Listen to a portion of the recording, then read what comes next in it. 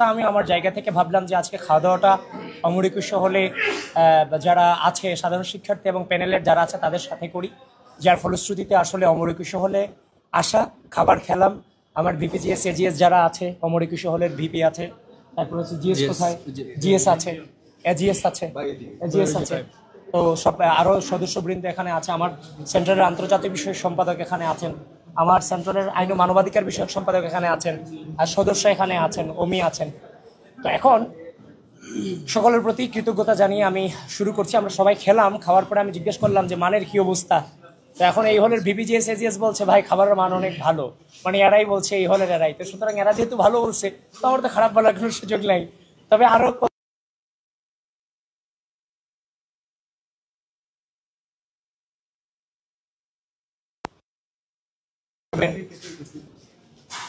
আপনারা সেটা অবহিত করেন।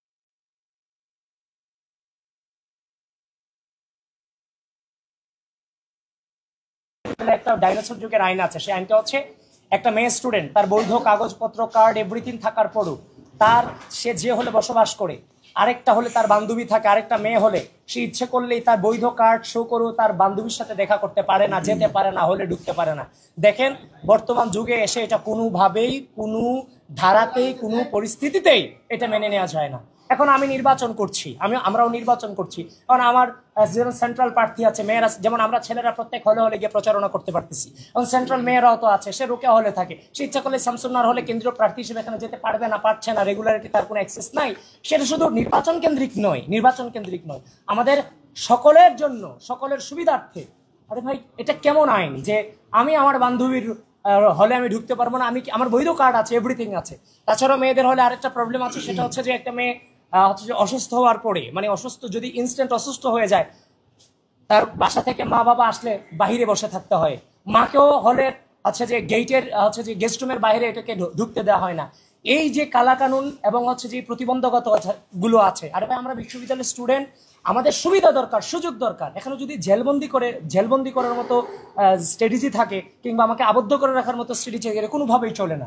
একটা স্টুডেন্ট, আমি বিশ্বাস করি, আমি যে দর্শনে বিশ্বাস করি সেটা হচ্ছে যে একটা স্টুডেন্ট, একটা ছেলে ঢাকা বিশ্ববিদ্যালয়ে যতটুকু সুযোগ সুবিধা ভোগ করতে পারবে, একজন মেয়ে ঠিক ততটুকুই সুযোগ সুবিধা বিশ্ববিদ্যালয়ে ভোগ করবে। এটাই বাস্তবতা, এটাই স্বাভাবিক, এটাই মানবাধিকার, এটাই সংবিধান। সুতরাং সেই জায়গার মধ্যে আপনি একটা ছেলেকে যেভাবে যেভাবে বিশ্ববিদ্যালয় তার জন্য নিরাপদ, ঠিক একইভাবে একটা মেয়ের জন্য বিশ্ববিদ্যালয় কেন নিরাপদ হবে না? কেন টাইমলি আমাকে আবদ্ধ থাকতে হবে? আমি যখন যেটা চাইবো আমি সেটাই বিশ্ববিদ্যালয় করতে চাইবো, যেটা করা যায়, কিন্তু সেটার ভিতরে সেটা নিরাপত্তা দিতে হবে বিশ্ববিদ্যালয় প্রশাসনকে। সুতরাং বিশ্ববিদ্যালয় প্রশাসনের এই যে স্ট্র্যাটেজিগুলো আছে, এগুলো সম্পর্কে খুব দ্রুত তাদের এই ব্যাপারে হচ্ছে যে মানে আশা করি তারা এই ব্যাপারে খুব দ্রুতই পদক্ষেপ গ্রহণ করবেন। এবং আমরাও আমাদের জায়গা থেকে আমাদের প্যানেল নিয়ে আমাদের একটা পরিকল্পনা আছে, যদিও আমি আমার বাকি প্যানেলদের সাথে, প্যানেলিস্টদের যারা আছে তাদের সাথে অনেকের সাথে কথা বলেছি, তারাও এটাতে রাজি হয়েছেন। আমরা আগামীকাল ফার্স্ট আওয়ারেই আমাদের একটা টার্গেট আছে, সেটা হচ্ছে যে মানে ওই যে মেয়েদের যে বিষয়টা নিয়ে আমরা আওয়াজ তুলেছি, এটা সম্পর্কে আনুষ্ঠানিকভাবে বিশ্ববিদ্যালয় প্রশাসন বরাবর আমরা স্মারকলিপি এবং চিঠি প্রদান করব।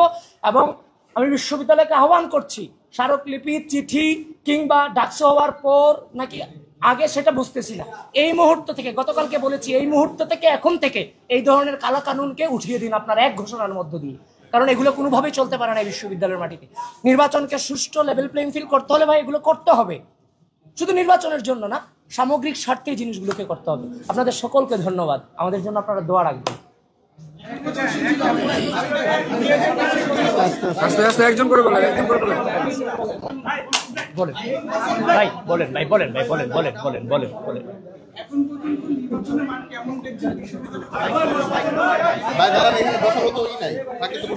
Thank you so much.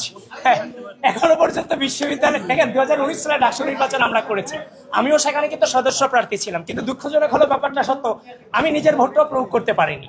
কিন্তু এবার আশা রাখছি, এবার আমরা নিজেদের ভোট নিজেরা দিতে পারবো, সেই আশাটা রাখছি। তবে বাংলাদেশের যে রাজনৈতিক অপসংস্কৃতি ছিল, মন থেকে চাই, হৃদয় থেকে চাই, সেই রাজনৈতিক অপসংস্কৃতির বিপরীতে সুন্দর সুন্দর সুস্থ সহনশীল রাজনীতির সূচনা আমার প্রাণের বিশ্ববিদ্যালয় ঢাকা বিশ্ববিদ্যালয় থেকে শুরু হবে, সে আশাটা আমরা রাখছি এবং বিশ্ববিদ্যালয় প্রশাসনকে অনুরোধ করছি, দেখেন আপনাদের কাছে আমরা কোনো জোর জবরদস্তি করছি না, পরিবেশ পরিস্থিতি অনুযায়ী যেটা প্রয়োজন আমরা সেটাকে আপনাদের কাছে তুলে ধরছি, আপনারা সেগুলোর ব্যবস্থা গ্রহণ করুন। আর আমি আবারও বলছি, ঢাকা বিশ্ববিদ্যালয়ের শিক্ষার্থী সংসদে অনেক বট আইডি দিয়ে নানান ধরনের পোস্ট পোস্টানো হচ্ছে। দেখেন, বিশ্ববিদ্যালয় প্রশাসনকে আহ্বান করছি, যারা এই আইডি গুলোর অ্যাডমিন আছে, মডারেটর আছে, তাদেরকে আবার ডেকে এনে যদি আপনারা সেগুলো কন্ট্রোল করতে না পারেন, তাহলে আইডিগুলোকে এই পেজগুলোকে আপনারা ভ্যানিশ করে দেন।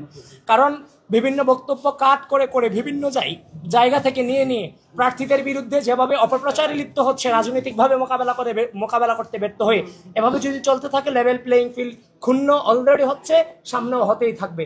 আর বিশেষ করে মেয়েদের হল, আমি রোকেয়া হল থেকে যে তথ্য আমি পেয়েছি, রোকেয়া হলে আমাদের যে প্যানেল আছে, সেই প্যানেলের মেয়েদেরকে যথেষ্ট ডিস্টার্ব করছে প্রতিপক্ষরা, এবং নানান ধরনের তাদের হল গ্রুপে পোস্ট দেওয়া হচ্ছে যে ভোট না দিতে জেনারেল স্টুডেন্টদেরকে নিরুৎসাহিত করা হচ্ছে, এবং কি অ্যানোনিমাস আইডি দিয়ে, ফেক আইডি দিয়ে।